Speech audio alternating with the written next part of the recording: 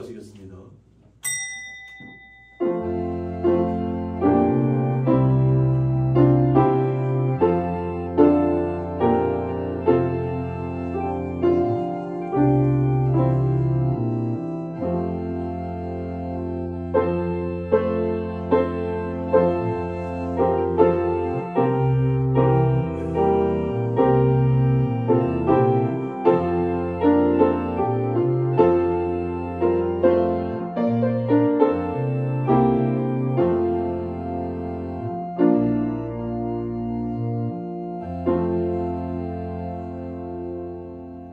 여호와께서 자기 백성의 상처를 싸매시며 그들의 맞은 자리를 고치시는 날에는 달빛은 햇빛 같겠고 햇빛은 7배가 되어 7날의 빛과 같으리라. 아멘. 네, 다같이 사도신경으로 신앙고백 드리시겠습니다. 전능하사 천지를 만드신 하나님 아버지를 내가 믿사오며 그 외아들 우리 주 예수 그리스도를 믿사오니 이는 성령으로 잉태하사 동정녀 마리아에게 나시고 본디오 빌라도에게 고난을 받으사 십자가에 못 박혀 죽으시고 장사한 지 사흘 만에 죽은 자 가운데서 다시 살아나시며 하늘에 오르사 전능하신 하나님 우편에 앉아 계시다가 저희로서 산자와 죽은 자를 심판하러 오시리라. 성령을 믿사오며 거룩한 공예와 성도가 서로 교통하는 것과 죄를 사해 주시는 것과 몸이 다시 사는 것과 영원히 사는 것을 믿사옵나이다. 아멘.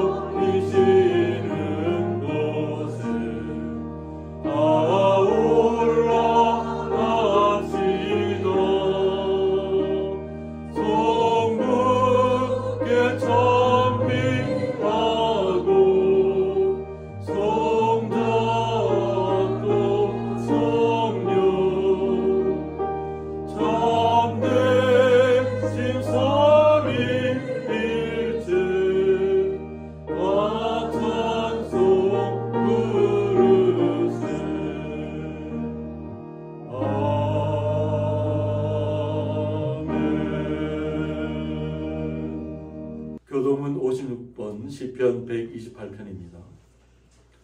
여호와를 경외하며 그의 길을 걷는 자마다 복이 있도다.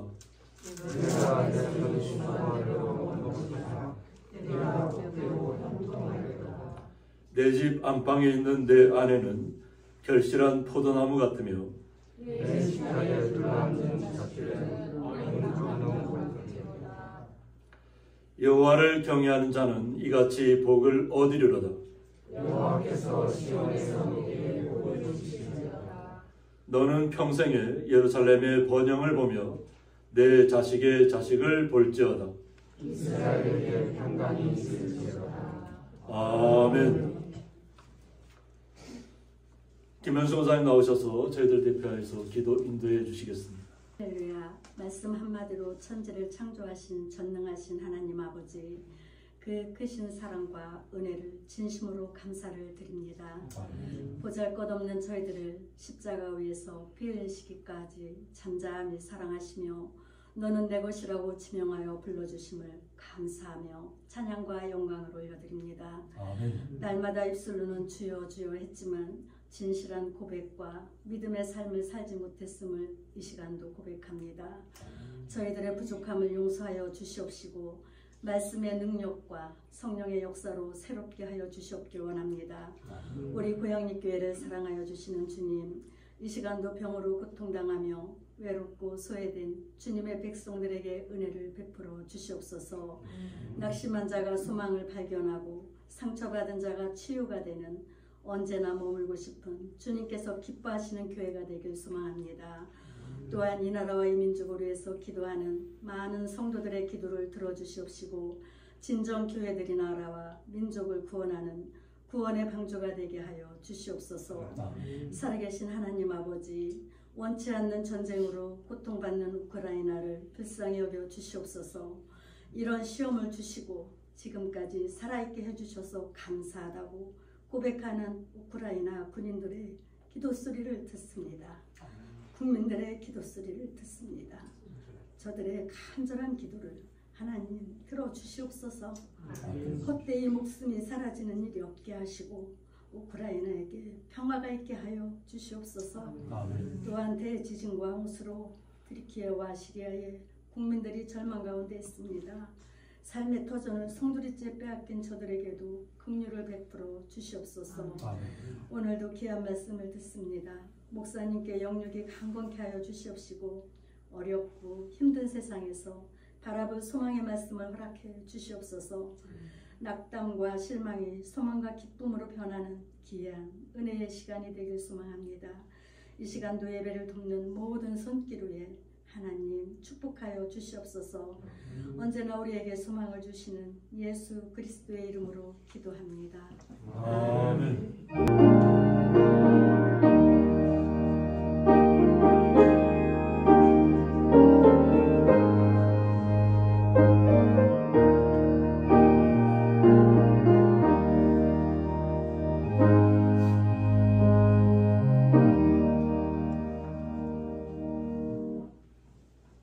성경 말씀은 신약성경 베드로후서 1장 1절부터 7절까지 함께 읽도록 하겠습니다.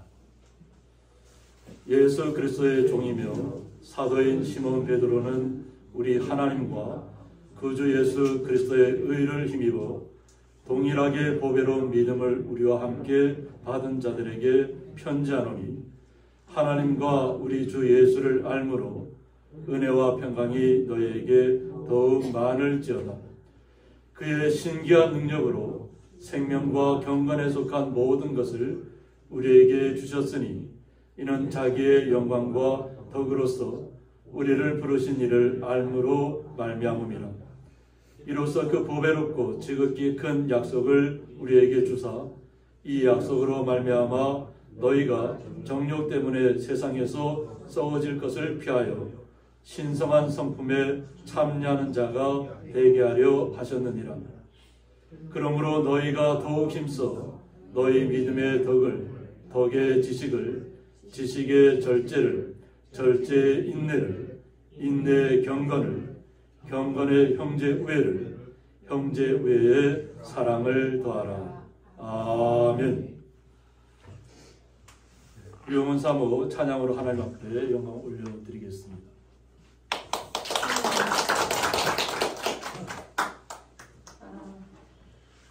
누구에게 약한 것이 있고요. 누구에게 또 가난한 이도 있어요. 또 누구는 강하고 그래서 여러 분포가 있는데 이 찬양 속이나 말씀 속에서는 세상적인 부자가 되라 그런 얘기가 아니고 또 몸을 튼튼히 한 그런 강하다 그런 게 아니라 아마 믿음으로 잣대가 되는 그런 내용인 것 같습니다.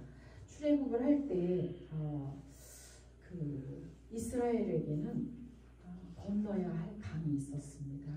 무슨 강이었죠? 강이 쫙 나타났는데 홍해가 나타났어요. 그래서 홍해를 건너야 되는데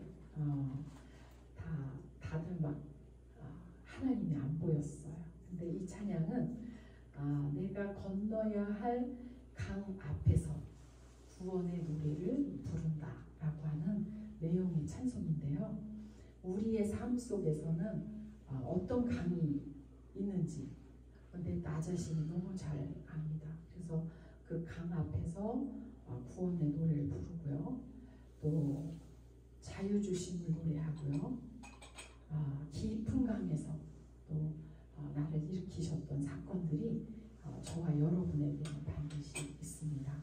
그것을 내용으로 한 찬양입니다. 그래서 약한 나를 강하게인데 저기 최문영 권사님이 파주에서 오시는데 지난주에 신청곡을 하고 가셨어요. 그래서 오늘 약한 나를 강하게 라고 하는 찬양 하나님 앞에 여러분과 함께 드리도록 하겠습니다.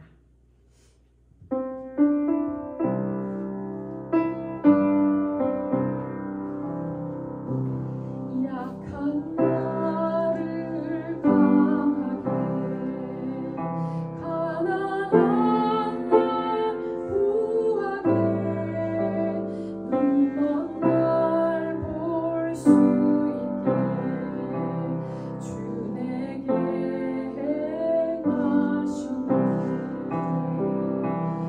내가 건너야 할까 거기서 내 죄 씻겼네.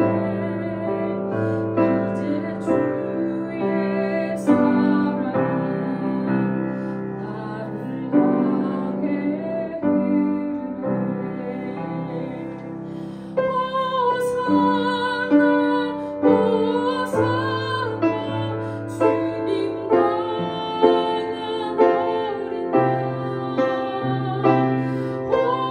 호산나 호산나 예수 다시 사셨네. 깊은 강에서 주가 나를 일으키셨도다. 구원의 노래 부르리. 예수 자유 주셨네. 호산나 호산나 주님 강한 어린 양 호산나 호산나 예수 다시 사셨네. 호산나 호산나 주님 강한 어린 양 호산나 호산나 예수 다시 사셨네. 호산나 호산나 예수 다시 사셨네. 예수 다시 사셨네.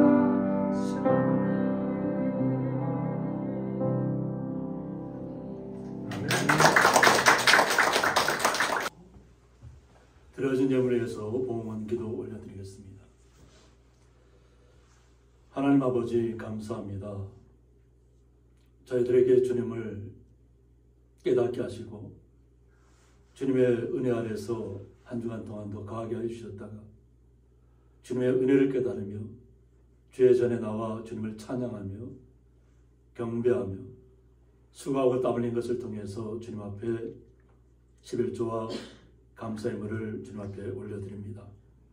이 올려지는 모든 예물들 주님 온전히 흠양하여 주셔서 주님 앞에 영광과 기쁨이 되게 하여 주셨고, 주의 사랑하는 성도들 마음속에 주의 놀라운 은혜와 은총이 임하게 하여 주셔서 치료받을 자에게 치료가 임하게 하여 주셨고, 회복할 자에게는 회복의 은혜가 임하게 하여 주셨고, 온전히 기쁨이 회복되는 역사가 주의 거룩한 성도들 마음속에 넘쳐나게 하여 주옵소서. 그 주님의 사랑에 감사하며 예수님의 이름으로 기도드리옵나이다. 아멘.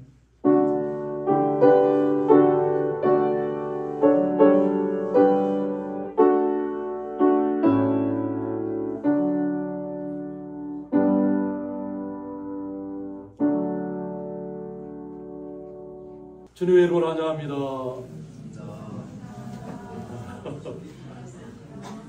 한 주간 동안도 잘 보내셨죠? 네. 오늘도 말씀으로 저희들이 은혜를 받아야 되고, 또 오늘 예배 마치고 나면 또 이렇게 저희들이 식사를 하게 될 텐데, 또 하기동 성도님께서 또 천혜향을 가져오셨습니다. 천혜향하고 또 우리 장성 집사님께서 또 잡채를 또 준비해 오셨습니다. 그래서 아마 더 식탁이 더 풍성해질 것 같습니다. 그래서 말씀에서도 은혜를 풍성히 누리시고 예배 마치신 다음에도 서로 교제하면서 은혜 나누시기 바랍니다. 오늘 말씀의 제목은 형제 외에 사랑을 더하라, 이런 말씀을 가지고 함께 말씀을 나누고자 합니다. 한번 다 같이 해볼까요? 형제 외에 사랑을 더하라. 베드로 후서가 쓰여지는 시기가 로마의 통치 아래 또 가장 긴박했던 시간들입니다. 보면 네로 황제의 시기인데, 네로 황제가 어떻게 보면 흩어졌던 크리스찬들을 다시 또 로마로 들어오게 하는 그런 역할도 했지만, 결국 자신의 어떤 스스로를 지키기 위해서 오히려 크리스찬들을 죽음 가운데로 내몰았던 시기입니다. 그래서 베드로 선지자가 사도가 순교를 앞두고 이 말씀, 기록된 말씀이 베드로 후서입니다. 그러면 로마는 참 화려하죠. 로마 제국이라고 불렸었고, 또 지금도 이렇게 가면 콜로세움이라는 것이 지금은 이렇게 예전처럼 이런 모습은 아니지만 가장 대표적인 것이 콜로세움입니다. 그런데 이곳에서 크리스찬들이 수없이 많은 죽음을 당했고, 또 네로 황제의 왕궁 앞에 가보면 십자가 앞에서 크리스찬들이 그 십자가 형태 나무 틀에 묶여서 또 보면 기름을 뿌리고 그것에 불살라지는, 그리고 그들이 우리 크리스찬들을 갖다가 횃불로 사용하는 어떤 그런 참혹한 역사가 있었던 현장입니다.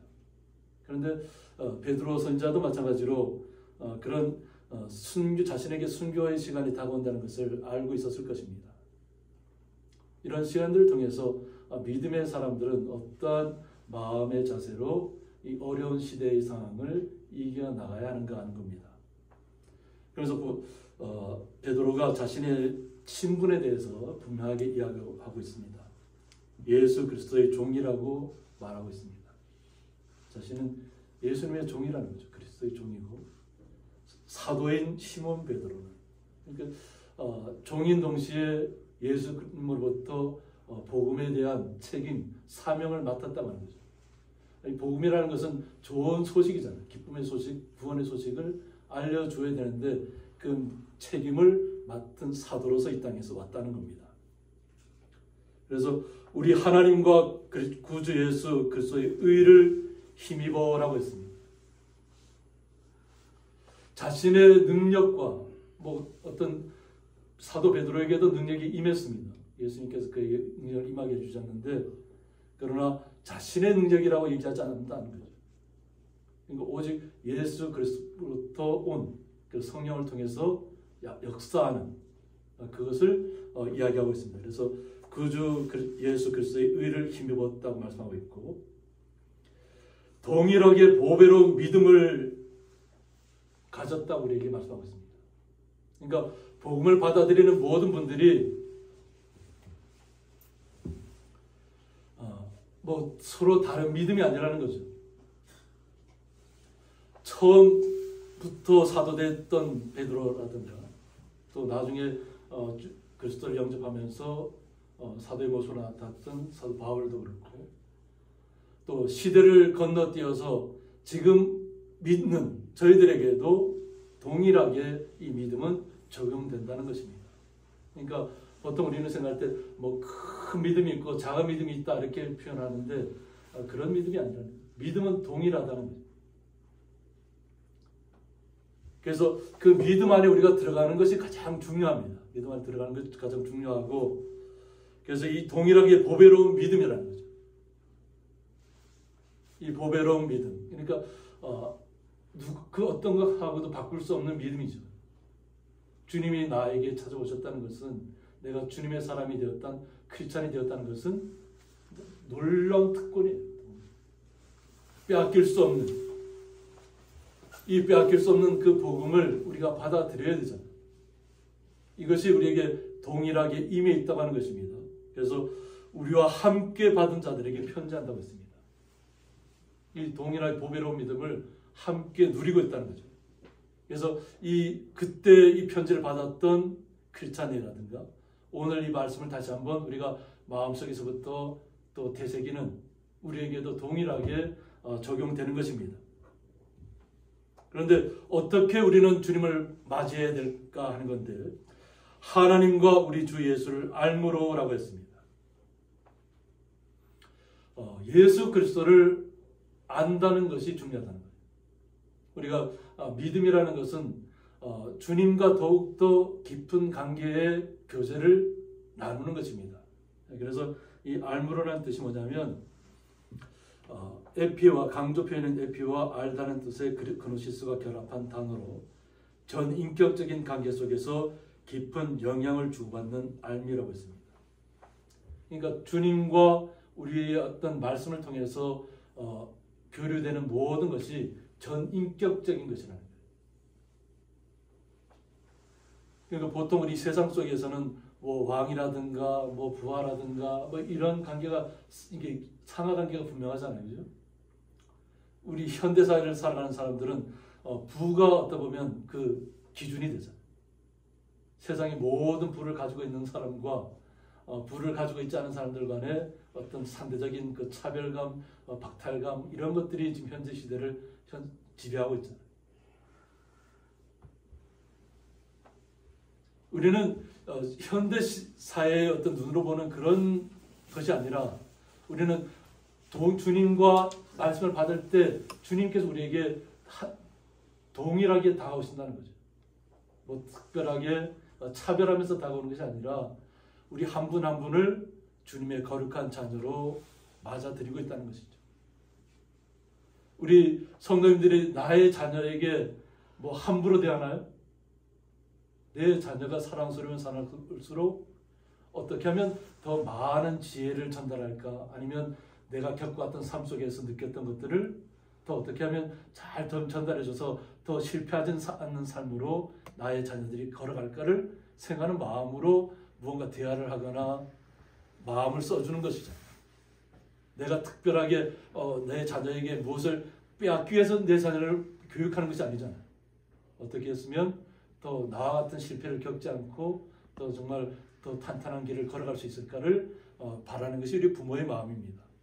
마찬가지로 예수 그리스도께서도 우리의 인격적인 삶으로 우리를 맞아들이고 있다고 하는 겁니다. 상황에 굴하지 않고 온전히 주님을 맞아들였을 때 내 삶이 어떻게 변화될 것을 주님께서는 기대하고 계시는 것입니다. 그래서 정말 주님을 안다는 것은 우리가 모든 것을 아는 것하고 관계가 있습니다. 모든 것을 안다는 것은 뭐냐면 주님의 은혜가 나에게 임한다는 것입니다. 주님의 사랑을 깨닫고 주님께서 나를 향한 사랑이 얼마나 깊은가를 깨닫는 순간순간이 다가오는데 그것이 깨달아질 때마다 주님이 나를 사랑한다는 그 마음만 나의 마음속에 전달된다면 우리의 마음속에는 새로운 힘을 얻을 것이고 새로운 능력이 더해질 것이고 기쁨의 배가 될 것입니다. 그 마음으로 주님을 찬양하게 되는 것입니다. 내 마음속에서 기쁨이 없고 그냥 단지 그냥 뭐 크게 소리 지르고 뭐 성악가처럼 아니면 요즘 뭐 대생교 뭐 트롯 가수들처럼 뭐 그렇게 노래를 부른다고 해서 되는 것이 아니라 그냥 내 마음속에 감동이 일어나야만 하는 거죠. 주님이 나를 얼마나 사랑하셨으면 내가 이런 어려운 환경 가운데 있어도 나를 놓지 않으시고 나를 붙드시고 나에게 어떻게 하면 주님의 말씀의 교훈으로 나를 새롭게 일으켜 세울까를 주님께서 항상 기대하고 있다는 거죠. 우리 성도님들을 향해서.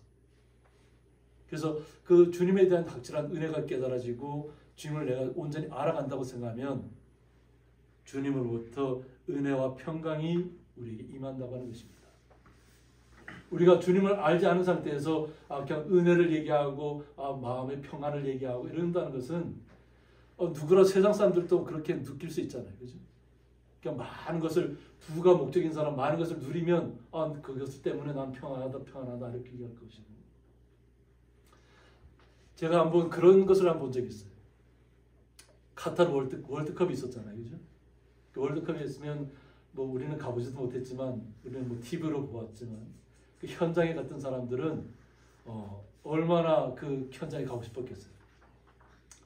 제가 나중에 들은 얘기지만 그 아르헨티나가 결승전에 들어갔을 때 거의 한 90% 되는 사람들이 아르헨티나 국민들이 거기에 다 차지했다는 거예요. 거기에 들어가는 월드컵에 들어가는 비용이 얼마나 비싼지 상상하지 못할 정도입니다. 그런데 그들이 거기에 다 갔다. 그럼 아르헨티나 사람들이 다 부자라서 거기에 갔느냐? 아니라는 거죠. 대부분은 그 티켓 한 장을 사기 위해서 자신들의 가난한 가운데서도 그것을 얻기 위해서 많은 것들을 희생했다는 거예요. 그러면서 그들이 열광했잖아요. 결국 아르헨티나가 우승을 했지만. 그런데 더 특별한 사람들이 있더라고요. 뭐 VIP석, 프레스티지석 뭐 이런 데가 있는데 거기에는 몇십억을 들여서 자신들만의 공간을 가지고 있는 거예요. 그 사람들은 축구 경기를 보는 것이 중요한 것이 아니고 그냥 자신들이 그곳에서 누리고 있다는 것이 그냥 기쁜 거예요. 자신들은 어떻게 보면 최고의 어떤 부자 대열에 들어가 있는 사람들만 갔을 거 아니에요. 그죠? 몇십억의 돈을 지불해야 되니까.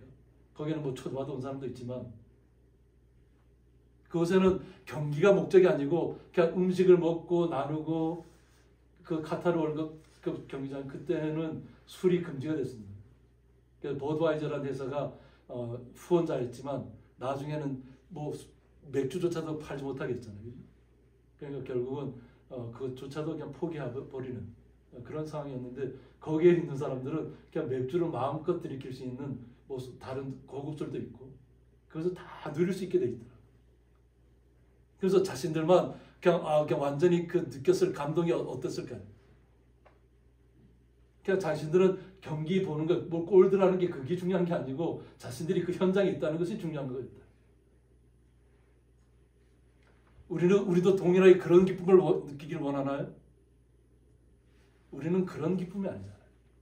그러니까 어떤 세상적인 그 관점에서 주는 기쁨이 아니라 우리가 정말로 연약하고 열악하고 좀 어렵고 또 힘든 가운데 있어도 내가 주님의 자녀되었다는 것이 가장 우리에게는 기쁨이라는 것입니다.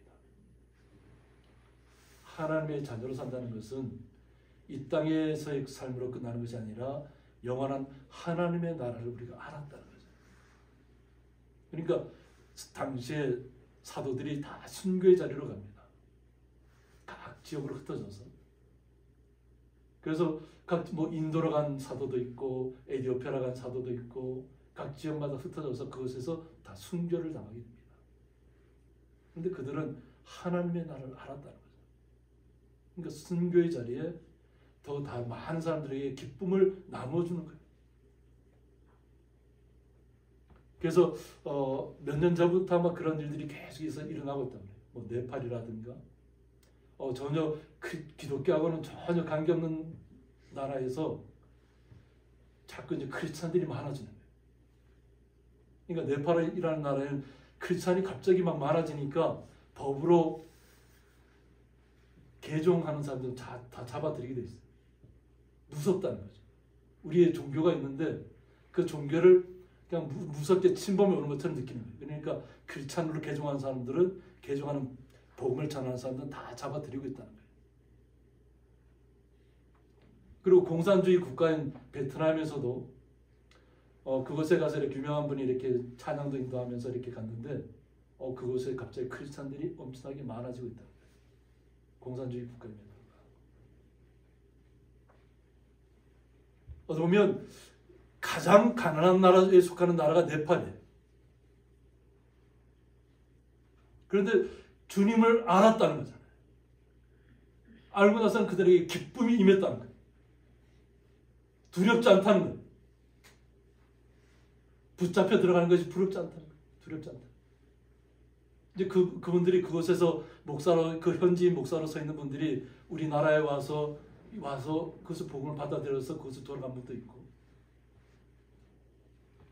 크리스찬으로 살아가는 삶에 대한 목표가 생겼다고 하는 겁니다. 그러니까 붙잡혀 들어가도 자신 두렵지 않다는 거예요. 이것이 진정한 기쁨이었다. 그리고 오히려 그들은 감옥에 붙잡혀 들어갔음에도 불구하고 크리스찬들은 점점 많아진다는 거예요. 더 많아진다는 거예요. 주님의 사랑은 놀랍다는 거잖아요. 오늘 로마로 가서 어떤 순교의 현장으로 가서 그것뿐만이 아니라 이 말씀이 계속 우리에게 전파되고 있고 또 어려운 나라에도 임하고 있다는 거예요. 그러므로 은혜와 평강이라는 것은 우리가 주님을 알았을 때에 우리에게 임하는 것이라는 겁니다.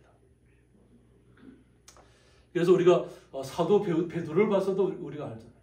어떻게 보면 제자들 중에 가장 맏형격이었고 리더였고 가장 자신 두려움 없이 나갔던 제자였지만 때로는 믿음이 연약했을 때는 주님이 걸으라 했을 때는 분명히 걸었잖아요. 그런데 바다를 보는 순간 어떻게 했다고? 마음에 두려움이 찾아오고 죽음의 위기가 찾아오니까 빠져들어가는 거예요.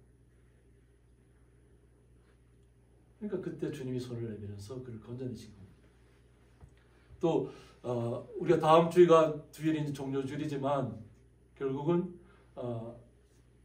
주님께서 십자가에 달리시고 돌아갔을 때 오히려 여인들은 주님을 온전히 만났지만 오히려 사도였던 누구보다 주님의 복음을 전하겠다고 앞장섰던 제자들은 다 자신들의 고향으로 돌아가서 뿔뿔이 흩어졌잖아요. 그리고 다시 고기 잡는 옛날의 모습으로 다시 돌아가잖아요. 고기 잡는 어부의 모습으로. 그런데 예수님께서는 부활하셔서 다시 찾아오시잖아요. 그러니까 절망하고 낭망하고 그냥 믿음이 있다가 아주 가장 자기가 큰 믿음이라고 생각했던 갑자기 앞장섰던 사람이 갑자기 예수님을 부인하는 사람으로 나타나고 예수를 모르는 사람이라고 얘기하고 그리고 그냥 실패자의 삶으로 돌아가기도 하지만 예수님께서는 다시 찾아오시잖아요. 그리고 그를 영원한 생명의 길로 인도하는 것입니다. 이 땅에서 우리가 걸어가야 될 길은 너무나도 척박한 삶입니다. 그 척박한 삶 중에서도 그러나 영원한 하나님의 나라가 우리의 마음속에 있기 때문에 이 척박한 길을 걸어가는 것입니다. 한 걸음 한 걸음 단계로 올라갈 때마다 더 힘들어질 수도 있고 어려워질 수도 있습니다. 그러나 우리의 마음속에는 주님의 나라가 임했다고 하는 겁니다. 그러므로 세상의 어떤 것들도 이겨낼 수 있는 힘이 생겼다고 하는 겁니다. 그래서 오늘 3절에서 그의 신기한 능력으로, 그러니까 우리가 주님을 온전히 알았다니까 그 예수님께서 신기한 능력으로 우리에게 임하셨다는 겁니다. 임했다는 겁니다. 그러니까 이 신기한 능력은 오직 주님만이 가지고 있는 능력이에요.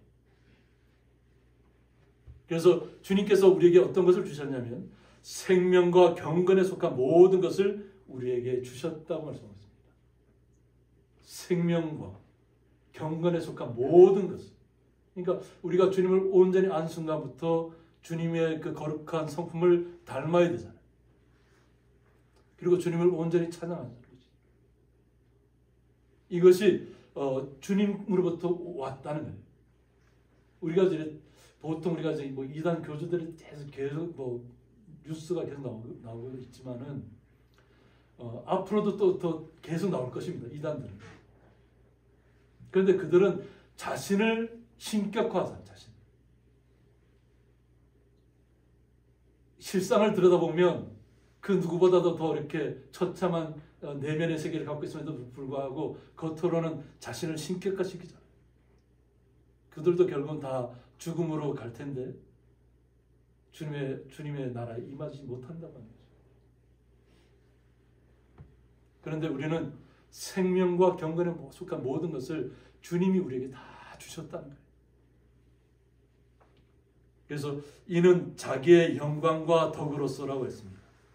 예수님의 그리스도의 영광과 덕으로 우리에게 주셨다는 겁니다. 그래서 우리를 부르신 이를 알므로 말미암음이라고 했습니다. 온전히 주님을 알았을 때에 주님의 능력이 우리에게 다 임한다는 거예요. 생명이라든가 경건이라든가 이 신기한 능력이라는 이 모든 것은 다 우리가 주님을 온전히 알았을 때 우리에게 임한다는 것입니다. 그래서 그 보배롭고 지극히 큰 약속을 우리에게 주셨다고 했습니다. 보면 이것은 세상이 감당할 수 없는 그런 놀라운 보배로운 일들입니다. 우리가 이 세상을 살아보면 많은 어떤 자신의 한 분야에 집중하는 분들이 많이 있습니다.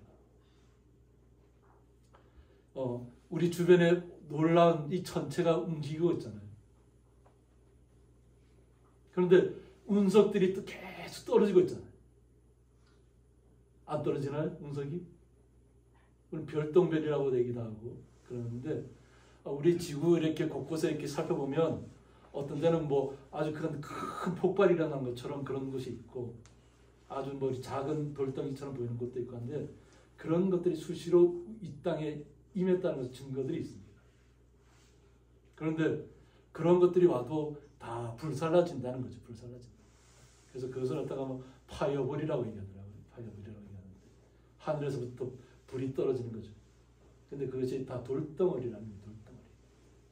근데 돌덩어리가 우리 지구로 접근하는 순간부터 불이 붙는다는 거죠. 타버린다는 거예요. 천체에 있을 때는 그냥 돌덩어리입니다. 돌덩어리. 운석이고 그냥 이렇게 하늘 돌아가는 돌덩어리인데 지구로 들어오는 순간부터 불덩어리가 돼버리는 거예요. 타버린다는 거죠. 그러니까 주님께서 우리가 이 땅에서도 온전하게 삶을 누릴 수 있도록 우리를 날마다 지금도 보호하고 계시는 것이에요. 그런데 우리가 살아가는 이 땅도 중요하지만 하나님께서 우리에게 준비한 그 영원한 나라는 우리의 어떤 상상력을 최대한 동원해 보셔야 될 겁니다. 근데 우리가 동원한 그 상상력을 뛰어넘는다는 거죠. 그 보배롭고 지킨 약속을 우리에게 주셨다는 것입니다. 그래서 이 약속으로 말미암아서 너희가 정욕 때문에 세상에서 썩어질 것을 피하여라고 했습니다. 주님께서 우리에게 주신 이 약속 때문에 우리가 이 땅에 어지러운 곳에 같이 휩쓸리지 않는다는 겁니다. 우리가 주님을 알았다는 것이 그래서 중요합니다. 만약 우리가 주님을 알지 못했다면 그냥 우리가 세상에서 그냥 우리도 누리고 싶은 거 다 누리고 우리 하고 싶은 거 다 하고 모든 걸 다 할 수 있다는 거죠. 그런데 우리가 그것을 절제한다는 얘기예요. 뭐 다시 한번 말씀하겠지만 주님의 은혜가 우리에게 임했고 우리가 주님이 나의 삶 속에서 같이 동행하고 있다는 걸 알았기 때문에 우리가 세상에 휩쓸리지 않는다는 것입니다. 그래서 이 땅에는 뭐 정욕 때문에 세상에 썩어질 것이 너무나도 많이 널려 있습니다. 이루 말할 수 없는 것들. 그냥 환각의 세계에 빠지기를 원하는 사람들 많잖아요. 근데 환각의 세계에 빠지는 사람들이 없는 사람이 빠지는 게 아니라 있는 사람들이 더 좋은 것을 더 느껴보려고 하다가 그 환각의 세계에 빠져든 거죠. 그 빠져든 다음에는 고통이라는 거죠. 고통 속에 빠져요. 그래서 뭐 저도 어렸을 때부터 술을 마셨다고 했지만 술을 처음 마셨을 때 느꼈던 감정들이 있어요. 그 감정이 너무 좋아요. 그것 때문에 자꾸 더 강한 것을 찾게 되는데 처음에 느꼈던 그 감정은 찾으려야 찾을 수 없다는 거지. 더 깊이 들어가면 들어갈수록 자신의 몸도 망가지고 정신도 피폐해지고 결국은 환각의 세계에 빠지게 되고 자신을 다 망치는 세계에 빠져들게 돼요. 그런데 사람들은 그 세계에 점점 더 깊이 빠져들고 있다는 거죠. 그런데 주님의 사람들은 그런 과정을 겪었다 할지라도 돌이켰잖아요. 주님의 자녀가 되었다는 거예요. 그리고 예전의 모든 것을 다 잊어버렸다는 겁니다. 그래서 우리가 그 썩어질 것에 들어가지 않는 것입니다. 그래서 신성한 성품에 참여하는 자가 되게 하려 하셨다고 했습니다. 우리는 주님께서 우리에게 주신 거룩한 주님의 자녀로서의 신성한 성품에 함께 참여하는 자가 되었다는 것입니다. 그러니까 우리 성도님 한 분 한 분이 거룩한 주님의 자녀라는 신분을 획득했다는 것입니다. 그래서 이것은 그냥 내가 하나님의 자녀니까 그냥 앞으로는 그냥 마음껏 뭐 행동해도 되겠다 이것이 아니라 점점 더 겸손히 주님을 알아가야 한다는 것이 말씀 속으로도 들어가야 된다는 것입니다. 이것이 베드로가 자신이 받았던 그 느낌. 보면 주님께서 말씀해 주셨잖아요. 그들에게 너희들의 이 땅에서 묶으면 다 묶이는 것이고 너희들이 이 땅에서 풀면 하늘에서도 열린다 했잖아요. 그러니까 우리에게 기도의 특권이 놀라워요. 그 천국의 열쇠를 우리에게 주셨다는 거예요. 하늘문을 열 수 있는. 이것을 깨달았던 베드로이기 때문에 이 말씀을 우리에게 또다시 말씀으로 증거해주고 있는 것입니다. 그러므로 너희가 더욱 힘쓰라고 했습니다. 우리가 주님을 알았다는 것에서 그쳐서는 안 된다는 것입니다. 그래서 힘쓰면서 어떻게 하면 너의 믿음의 덕을 이라고 했습니다. 우리의 믿음이 있잖아요. 우리가 주님을 알면서 주님으로부터 그 믿음이 우리에게 임했다고 하는 것인데 믿음의 덕을 더하라는 것입니다. 그래서 이 덕은 도덕적 탁월성을 얘기합니다. 그러니까 구별되었다는 거죠. 주님의 사람으로서 이 땅에 살아가면서 내 자신이 구별되었다는 거예요. 그러니까 그냥 세상 사람들과 같지 않다는 거예요. 그냥 세상의 혼탁한 세상의 흐름대로 나아가고 그냥 환각 상태로 빠져들고 착각 상태에 빠져 있는 그런 허무맹랑한 그런 세계 속에 살고 있는 사람이 아니라 우리는 온전한 하나님의 나라를 알고 있기 때문에 이 땅에서 이 땅 그리스도인이 어떤 모습을 살아가야 되는지를 알고 있다는 것이에요. 이것이 덕을 쓴, 그래서 차별하는 것이 된다고 하는 것입니다. 그리고 덕의 지식을 더하라고 했습니다. 우리가 주님을 알았고 우리가 거룩한 주의 성품에 참여했으면 그것에 주님의 말씀을 계속 우리의 마음속에 받아들여야 됩니다. 그러니까 말씀을 받아들일 때에도 나에게 좋은 것만 받아들이고 그냥 나에게 좀 걸끄러운 이야기는 받아들이지 않고 이런 것이 아니라 성경에는 모든 것을 다 노출시켜놨어요. 말씀 속에. 그 성경 말씀 속에는 이 땅에 살아가는 사람들이 얼마나 추악한 일을 벌였는지를 그대로 다 드러내놓고 있어요. 그리고 그 세계에 빠져든 사람들의 모습도 다 그대로 드러나는. 그러나 주님의 사람으로 변했을 때의 모습이 어떻게 살아가는지를 다 드러내놓고 있다는 거예요. 가감하지 않았다는 거예요. 그래서 주님께서 항상 말씀하시기는 한 획도 가감할 수 없다는 거예요. 세상의 천지는 다 무너지고 다 망가질 수 있지만 하나님의 말씀은 한 획조차도 사라지지 않는 거예요. 왜? 예수님께서 우리에게 주신 말씀이잖아요. 그러니까 그 말씀을 계속 우리가 알아가야 될 줄 있습니다. 이것이 주님으로부터 오는 지혜입니다. 그리고 그 지식의 위에다가 절제를 하라고 하는데 이 절제라는 뜻이 뭐냐면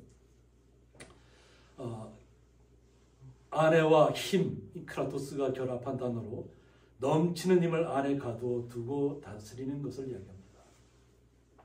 절제면 우리가 보통 어떤 걸 생각하나요?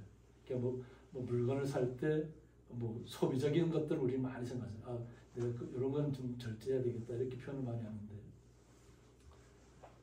진정한 절제는 뭐냐면 우리가 주님을 알았잖아요. 그럼 주님의 능력이 우리에게 임했잖아요. 우리는 주님의 이름으로 우리가 하늘의 문을 열 수도 있고 이 땅에서 우리가 닫을 수도 있어요. 어떻게 보면 기도의 힘이라는 것이.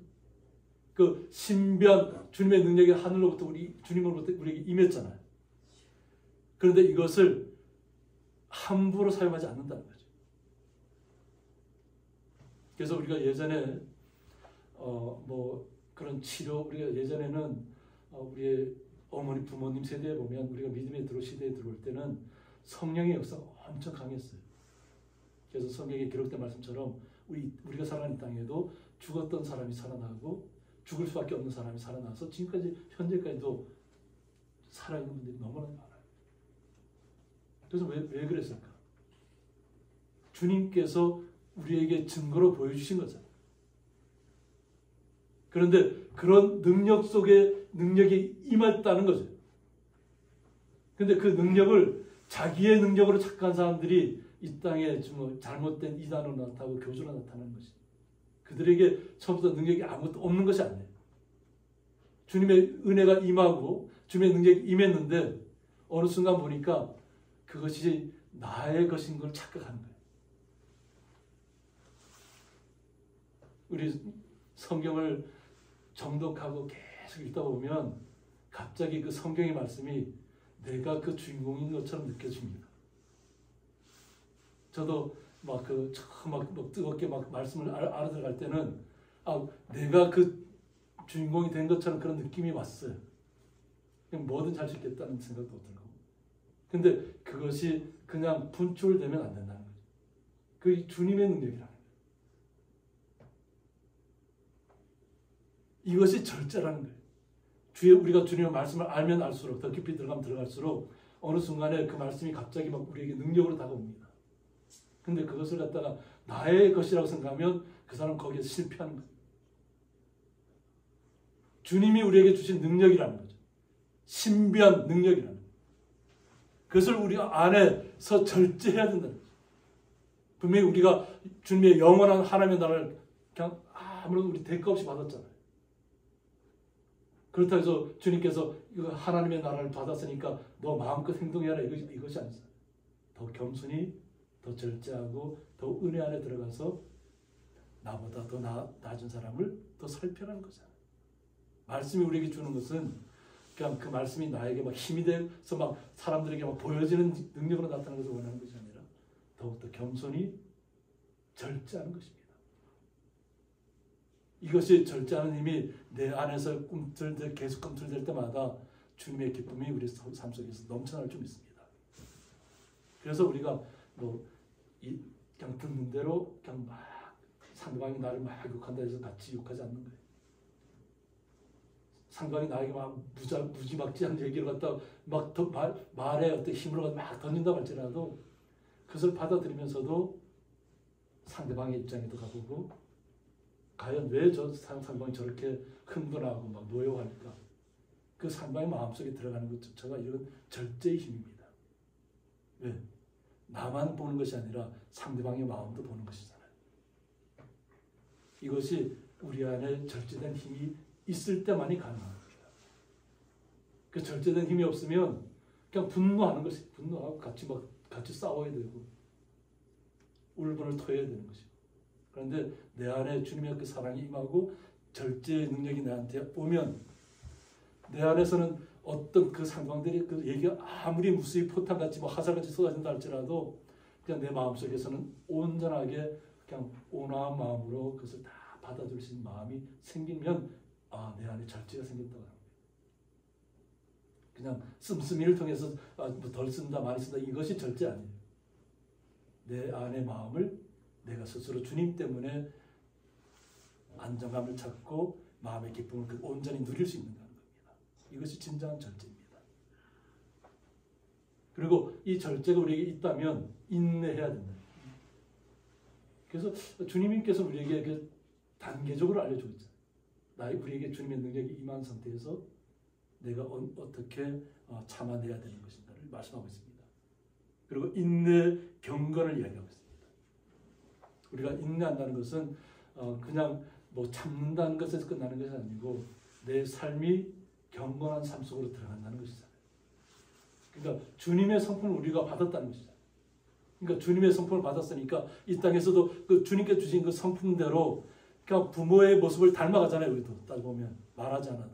그것처럼 우리는 예수 그리스도를 닮아가야 되는 겁니다. 그리고 만약 그런 모습들이 우리의 삶 속에서 다 나타나고 있다면 거기에 형제 우애가 있어야 합니다. 내가 주님의 성품을 닮아서 경건한 모습으로 살아가는데 형제 간에 다툼이 일어나거나 형제와 싸우거나 형제를 짓누르거나 형제를 끌어내리거나 이러면 내 안에 그 기쁨이 온전히 유지될 수 있을까요?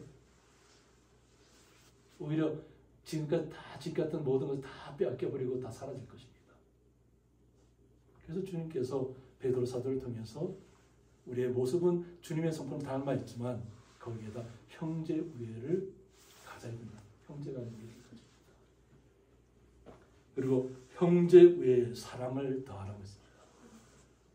그러니까 형제 간에 좋게 지내는 것만으로 끝나는 것이 아니라 사랑을 거기에 더해야 된다는 거죠.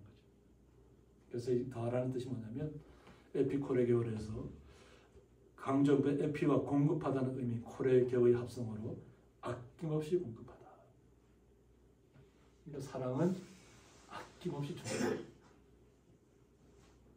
사랑을 더하라는 것이 뭐냐면 그냥 사랑을 형편에 따라서 내가 나에게 좋게 해준 사람만 내가 사랑을 주고 나에게 좀 덜한 사람 사랑 안 주고 이것이 아니라 그냥 아낌없이 주라는 거예요. 주는 것이 사랑이라. 사랑의 참된 의미가 놀랍잖아요. 주님께서 우리에게 아낌없이 주셨잖아요. 주셨듯이 주님께서 우리에게 아낌없이 주신 것처럼 우리도 또한 주님의 말씀대로 아낌없이 주라는 겁니다. 이것이 사랑을 더한다는 얘기인데 이것이 마지막을 앞두고 있고 주님의 나라를 소망하고 있고 주님의 나라를 이르기까지 그 고통의 시간들을 보고 있잖아요. 베드로는. 그러면서 남아있는 자신은 순교를 통해서 주님의 나라에 가야 되지만 또 그 밑에서 그 과정을 거쳐와야 될 그리스도인들 참된 크리스찬들에게 남겨주는 것입니다. 그래서 이런 것이 너에게 있어 흡족한지 그냥 흡족하다는 것은 뭐예요? 그냥 메마른 땅에 그냥 아주 비가 흠뻑 내려서 그냥 풍성하게 적셔서 그냥 새싹을 띄우고 열매를 맺을 수 있을 때까지 그냥 나아가는 그 힘이잖아요. 이것이 흡족하게 너희들에게 있다면 너희로 우리 주 예수 그리스도를 알게 게으르지 않고라고 했습니다. 게으르지 말아야 된다. 예수 그리스도를 알기에. 그래서 우리가 주님과 항상 함께 해야 되는 이유가 여기 있습니다. 우리가 주님을 떠난 순간에 우리는 주님의 사람이 아니면 세상에서 아무리 많은 것을 가지고 있고 누린다 할지라도 그건 그냥 세상의 것으로 끝나는 거지. 그러나 우리가 얼마나 절망적인 상황 속에 들어갈지 우리 그런 과정을 겪었던 그 분들이 우리 성도님들이잖아요. 어떤 죽음의 순간까지도 갔었잖아요. 그 죽음의 순간에서 주님께서 우리를 건져주셨잖아요. 그리고 주님의 사랑이 우리에게 임했잖아요. 그래서 우리가 거룩한 성도가 된 것이에요. 우리 성도님 한 분 한 분이 다 그런 위치에 있다는 것이에요. 그것이 사막이었든지 광야였든지 우리는 우리 개개인은 알 수 없지만 우리 본인들은 다 알잖아요. 내가 어떤 사막 속에서 그 뜨거운 볕 속에서 살아남았는지를. 거친 강야 속에서 또 숨이 끊어질 것 같은 절망적인 삶 속에서 내가 어떻게 희생됐는지를 우리 스스로는 알 거 아니에요.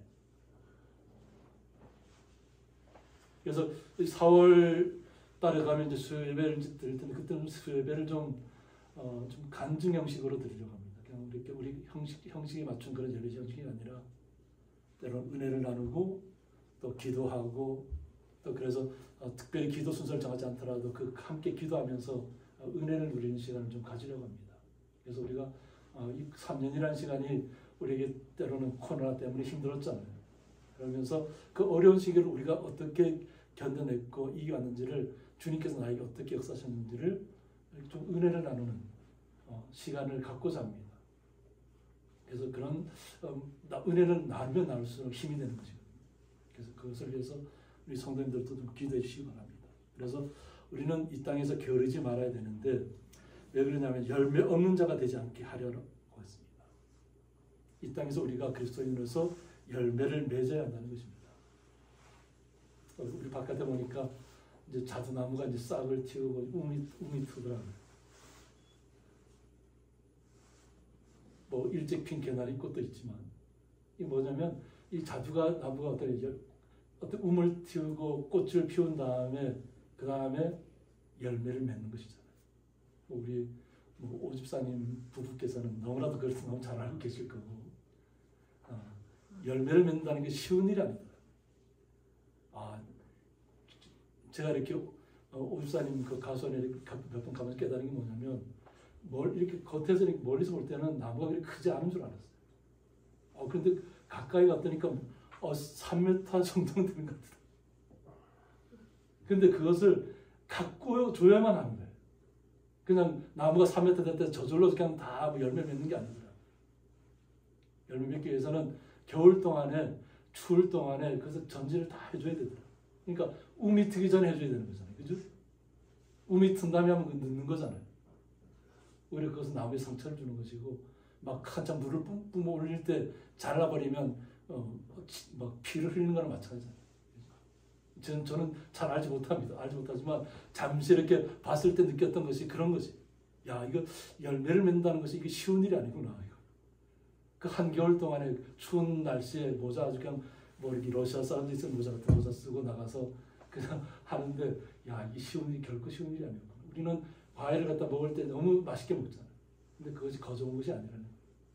마찬가지로 우리 성도님들도 우리 삶 속에서 그 열매를 맺기 위해서는 거저 주어지는 것이 아니라는 거예요. 아픔도 겪어야 되고 쓰라린 고통 속에 들어가기도 하고 정말 그 누구도 알아주지 않는 나만의 어떤 고통 속에 빠졌다가 주님의 은혜를 체험하고 나오는 것이잖아요. 모든 사람들이 다 그렇게 크리스찬들이 그런 열매를 맺어야 한다는 것입니다. 그래서 이런 것이 없는 자는 맹인이라고 얘기합니다. 그러니까 주님의 은혜가 임하고 날마다 주님을 더 알아가고 열매를 맺어야 되는데 이런 것이 없는 자는 그냥 맹인이라는 거예요. 눈은 뜨고 있지만 보지 못하는 자라는 거예요. 성경에서 말하는 주로 뭐 실제적인 앞을 보지 못하는 사람도 있지만 맹인이라는 것은 뭐냐면 눈은 뜨고 있으면서 보지 못하는 사람입니다. 그래서 멀리 보지 못한다. 멀리 보지 못한다. 눈앞에 있는 것만 본다. 눈앞에 있는 것. 그러다 보니 뭐 그냥 생각나는 대로 막 우리의 언어가 나갈 때도 있잖아요. 그래서 절제해야 되는데 내 안에 그 주님이 주시는 힘으로 우리 안에 절제하는 힘을 가져야 되는데 절제하지 못하고 막 내뱉을 수 때는 이제 멀리 보지 못한다는 것입니다. 그래서 그의 옛죄가 깨끗하게 된 것을 잊었다고 했습니다. 우리가 주님의 사람으로 크리스찬으로 바뀌었을 때는 이전에 지었던 모든 죄들이 다 주님께서 우리의 보혈의 피로 사라지게 해주셨다는 거잖아요. 기억하지 않는다고 했어요. 흰 눈처럼 깨끗하게 되었다고 얘기합니다. 우리의 죄가 없는 것이 아니라 주님을 믿는 그 순간에 우리의 죄를 다 주님께서 다 던져버렸다. 깨끗하게 해주셨다. 근데 자꾸 우리는 옛 간수의 모습을 따라가려고 하는 거예요. 잊었다는 거예요. 잊은 사람들은 주님의 은혜가 흡족하게 우리가 임했음에도 불구하고 금방 막 메말라 버리는 거예요. 내가 언제 주님의 은혜를 체험하는 것처럼. 그 열매를 맺을 수 없는 사람들. 그래서 잊었다. 멀리 보지 못한다. 우리의 죄는 사라졌다는 것이 주님을 온전히 영접한 그 순간부터. 그래서 우리가 주님의 사람으로서 절제의 자리에 들어가야 되고 생명의 자리에 나아가야 되고 경건의 자리에 나아가야 되는 것이 뭐냐면 내가 살아있는 것이 주님의 은혜로 살아간다는 것을 느끼셔야 됩니다. 뭐 저도 그렇지만 우리 성도님 한 분 한 분이 다 그런 간증들이 너무나도 많아요. 죽음의 순간을 다 경험하셨어요. 그죠? 그 죽음의 고통을 이겨내고 지금 이 자리에 와 계시잖아요. 그 죽음의 순간들을 풀어내려면 정말 책으로 써내도 아마 우리 성도님 한 분 한 분이 모자랄지도 모릅니다. 그래서 형제들아 더욱 힘써 너희 부르심과 택하심을 굳게 하라고 했습니다. 주님께서 우리 한 분 한 분을 불렀을 때 이유가 있다는 거잖아요. 더욱 힘쓰라는 겁니다. 주님을 알기에. 왜 우리를 주님의 크리스찬이라고 주님께서 불러주셨는가? 그리스도의 자녀라고. 이제는 굳건히 할 때가 됐다. 죽음이 두려운 것이 아니라 눈앞에 막 현실 속에서 막 죽어나가는 그 모습들이 얼마나 두려웠겠어요. 고통스러운 말들이죠. 그 로마 당시에 그 크리스찬들이 당했던 그 고통들이. 너희가 이것을 행한즉 언제든지 실족하지 아니하리라고 했습니다. 이것을 행한즉 믿음에서 시작해서 형제 외에 사랑을 더하는 데까지 나아가는 것입니다. 아낌없이 사랑을 주는 것이라. 그래서 이같이 하면 우리 주 곧 구주 예수 그리스도의 영원한 나라에 들어감을, 오늘 이 본문이 핵심적인 이야기이기도 합니다. 제가 이렇게 길게 이 말씀을 계속 끌고 온 이유가 영원한 하나님의 나라에 들어가기 위함이 아니에요. 그죠? 우리 성도님들이 주님의 나라에 들어가기 위해서 그리스도의 자녀로 부름을 받은 거잖아요. 택하심을 받은 것이죠. 그래서 우리가 이 땅에서 그 모든 역경들을 이겨내는 것이잖아요. 이것을 넉넉히 너희에게 주시리라고 했어요. 넉넉히. 충분하게 감당하는, 넉넉하다는 거예요. 넘친다는 거잖아요. 우리가 영원한 하나님의 나라에 들어가서 주님께서 우리에게 주신 것은 뭐 간신히 들어가는 그런 것이 아니라는 거예요. 동일하게 보배로운 믿음을 우리에게 주셨잖아요. 차별하는 것이 아니에요. 세상에서는 자꾸 이렇게 그 이단들과 차별하려고 하더라고요. 뭐 계급이 있는 것처럼. 동일하게 보배롭니다. 주님의 자녀로서. 우리는 그 주님의 나라를 넉넉하게 받은 줄 믿습니다. 네. 그래서 이 땅에서의 삶도 주님과 함께 온전히 베드로와 같은 마음으로 주변의 상황이 막 정말 피비려 나는 상황이 벌어진다 할지라도 주님의 말씀으로 더욱더 주님 앞과 더 가까이 다가가는 것입니다. 그래서 어려움이 왔을 때, 큰 고통의 시간이 왔을 때 더욱더 주님 앞에 나아가셔서 주님 앞에 기도하시고 그 주님이 주신 은혜를 날마다 체험하시기를 주님의 이름으로 축원드립니다. 함께 기도하겠습니다. 형제 외에 사랑을 다하라는 말씀을 통해서 우리가 주님으로부터 받았던 그 놀라운 축복의 시간들, 그것을 어떻게 하면 더 지켜야 되고 또 절제하고 인내하며 경건한 모습으로 이 땅에서 형제들과 서로 사랑을 나누며 아낌없이 주는 기쁨 가운데 걸어갈 수 있도록 주님께서 뒤에 거룩한 성도들 온전히 붙잡아 주셨고 날마다 기쁨 가운데 주님과 함께 온전히 가할 수 있도록 복의 복을 더하여 주옵소서.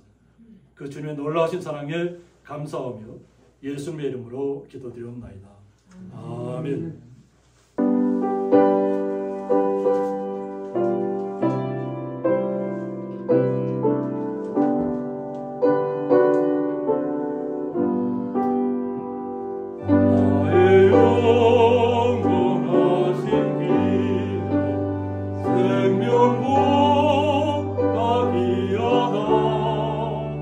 나의 갈 길 다가도록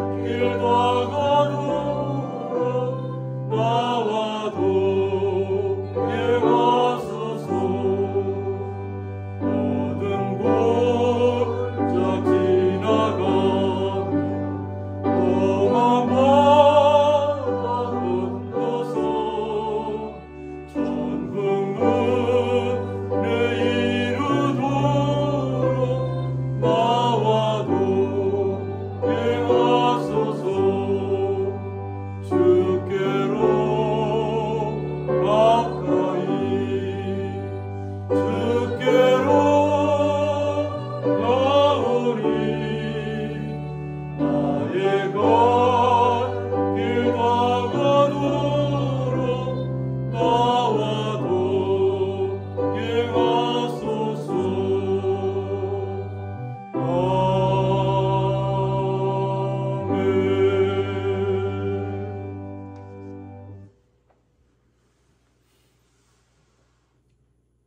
이제는 주 예수 그리스도의 은혜와 하나님의 사랑과 성령의 감화 교통하심이 형제 외의 사랑을 다하라는 말씀을 통해서 온전히 주님을 날마다 알아가며 날마다 주님께서 우리에게 주셨던 그 한없는 사랑을 주셨던 것처럼 우리도 또한 이 땅에 살아가면서 주님의 성품을 닮아가며 알아감으로 인해서 더욱더 주님께서 주신 사랑을 날마다 쏟아붓는 자리에 나갈 수 있도록 주님께서 은혜에 은혜를 더하여 주옵시고 사랑하는 주의 거룩한 성도들 마음속에 기쁨과 행복한 삶의 은혜가 넘치게 하여 주옵고 오직 주님을 찬양하는 주의 거룩한 성도들 머리 위에 그의 기업 위에 영원토록 함께 있을지어다. 아멘.